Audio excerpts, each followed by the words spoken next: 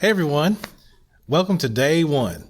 We're going to be learning how to play the recorder, and it may be easy to some of you, it may be hard, I don't know, but we're going to go at a pace that hopefully is not super fast, and you can get it. And the best thing about this is whenever I go over a topic, if you don't get it, just rewind the video and see it again, or send me a question in the comments, or maybe through this classroom stream or through Remind, or just ask me in class, and I can elaborate on whatever you're not getting. So first of all, just go ahead and get your recorder out. So here's mine. This is my recorder. This is this little case that it comes in. It's a little piece of plastic. It's like a sheath almost, like for a sword. You put it in there. Mine has a zipper on it. Yours probably does not. You also have a cleaning rod and a fingering chart. The fingering chart you really won't need as much as the cleaning rod. The cleaning rod, of course, is for cleaning. It has a little hole at the end that you can feed a piece of paper towel through. Although I would really suggest a piece of an old T-shirt. Maybe you cut a square out of it and you use that. The way you clean your recorder is probably about once a month or so. You take it and you run some lukewarm water in the kitchen sink and you put some liquid dish detergent in there and you let it soak for a few minutes. And then you just use the cleaning rod along with your cloth or your piece of paper towel. You go up inside of it through the bottom, clean it out, pull it out, rinse it off real well, get all the soap off. That's about all you got to do. So it's pretty easy. Another thing, another way of taking care of your instrument, as you play, it's going to build up condensation in it. Condensation basically is if you've ever had a Coke on a hot summer day, then on the outside of the Coke, if it's a cold Coke, it ends up having the condensation builds up on the outside. So that can happen on the inside of this thing. There's a couple ways to get rid of it. You can shake it out, shake it out to the side, or you can put your mouth over this and blow it out. Now, remember, we're in the middle of COVID, so if we're doing this, you cannot do that here at school. But if you're home practicing, that's totally okay. Nothing wrong with that. Anyway, let's get to playing the recorder. So this is patterned off of how you would hold a clarinet. So what I mean by that is the left hand is on top. So this is how it looks like. All right, so here's how you start. Thumb. This is your left hand again. Put it right here on the hole in the back. All right. Then you're going to take your index finger, put it on 1, 2, and 3. All right. And then right hand, you can see there's 4 more holes in the bottom. It's just 1, 2, 3, and 4. That's it. And if you notice, the bottom, some of the last 2 holes are a little bit offset, especially this last one right here. That's because your fingers are not as long on your last 2, so it should fit naturally there. All right, anyway, let's learn our first note. So, first note we're going to be learning is B. So, this is B, thumb and 1. Thumb and 1, that's all B is. All right, now, before we get any further, remember how you had your hands down? Do that right quick one more time. Now look in the back. This your thumb should be between your first and second fingers. All right, and then your fingers, they just hover over the holes as you're playing. Anyway, let's get back to that first note. This is B. So if we're in class, I would say B. So say B. All right, B. Here's B. Now this is what B should sound like. So give it a shot. See if you sound the same as I do. So here's some things that you can work on to maybe if you're not getting a good sound. This part right here is curved. This should rest right here. All right. So make sure it's up against that. So should be resting there to begin with. Some people try to just do with lips and it doesn't really make a good seal. So don't do that. Another thing, if you don't have your fingers covering the holes all the way, it can be kind of a squeal. Or if you're using too much air, you almost whisper. Too much air. Nobody wants to hear that. So whisper into it, thumb in one. And here's another thing. You may not be able to tell, but if you're pushing your finger into the hole, the tone hole for it, then you should be able to see a small indentation on my finger. So, and yours should do the same thing too. Or maybe I just got sensitive skin. I don't know. Anyway, so this is B. Try it again.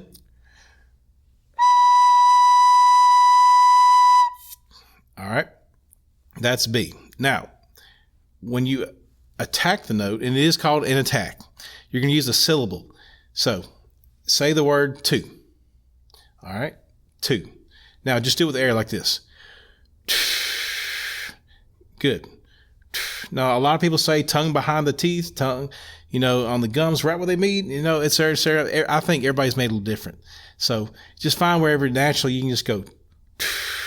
Mine, when I say two, I tongue a little bit behind my gums, not right where the teeth meet. But, again, you may be under the teeth for all I know. But find a comfortable place where you can say two. All right. Let's try that B again. Now, the way I always count us in, I normally say 1, 2, ready, play, or 1, 2, ready, breathe, or something like that. So let's try that. Ready? We're going to play B. Remember, you're going to go 2. I'm going to count us in. Ready? 1, 2, ready, breathe. Stop. Good. Now, there's another part of what we do that's just as important as making a good sound, and that's patting your foot. So sit nice and tall, feet on the floor, both feet on the floor. And now when you pat, you don't lift your foot off the ground like we're at a hoedown or something. I don't know. You leave your heel on the ground and just raise and lower your toes. That's all you have to do. All right, so let's try doing that. Ready? Now I'm going to say pat. That'll be your foot patting. Okay, ready? Go. Pat, pat, pat, pat, pat, pat, pat, pat.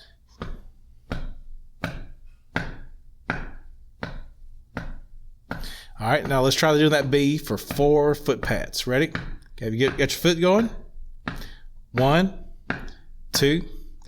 Here comes B.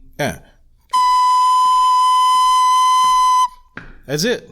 That's all there is to it. So let's do it one more time, and then I'm going to teach you another note. So this is B. So show me B again. Remember, thumb in 1. And remember, pause it anytime you need to, and just get it where it sounds good.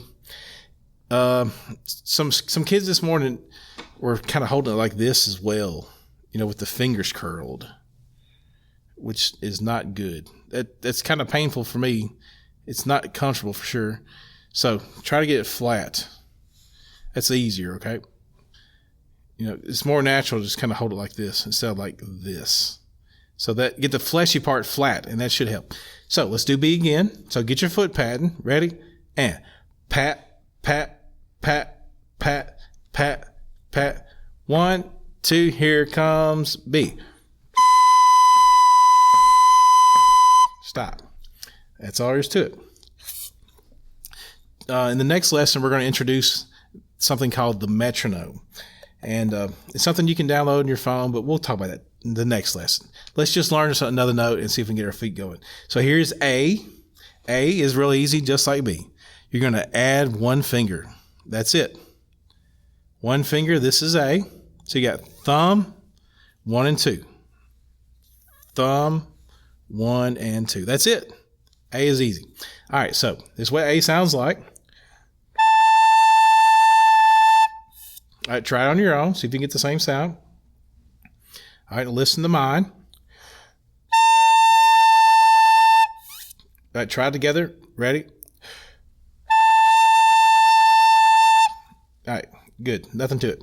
All right, now let's play A with those 4 foot pats again. So get your foot going. Pat, pat, pat, pat. Not too fast. Here goes A. Stop. Easy, nothing to it. Now let's do B and A. So think about what B looks like on your own. I'm sure you probably remember it. All right. Now put your fingers down for B. Now add them down for A. All right. Did you remember? So remember, this is B and that's A. Okay. So we're going to play B for 4-foot pats.